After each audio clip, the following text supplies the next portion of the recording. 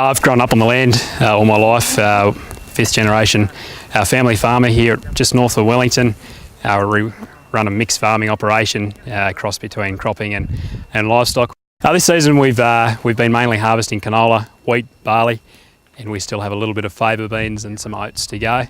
So obviously first and foremost is the hazard to the machine. So on a bad day, if you're operating in risky conditions, you're putting your machine at risk, as well as a crop, an unharvested crop that can potentially be burnt, costing you maybe tens, if not hundreds of thousands of dollars. We approach harvest looking at three main things with our machinery operations, or three main causes of fires. So whether that be rock strikes due to the cutter bar or skid plate on the front, usually occurs when you're harvesting low and at high speed, and the steel on the bottom of your machine flinting against a rock. Or second main cause of fires in machines is the actual machine itself, so whether that be failure or breakdown of bearings and hot machinery components, or build-up of residue around the exhaust components and other hot pieces of machinery.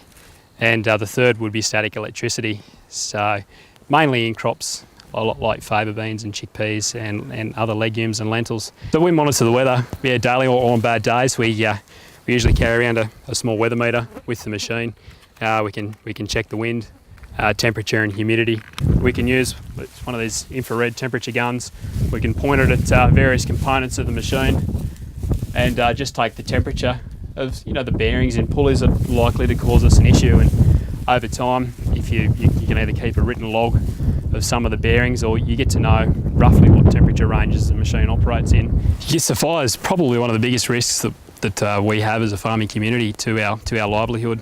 So you've got the machine, you've also got the crop itself, which in some years can amount to tens or hundreds of thousands of dollars before the fire can be controlled, if one should take place, as well as other infrastructure things like fencing, water, sheds, houses. It all presents a big danger, and livestock as well, which you may not be able to move out of the path of the fire.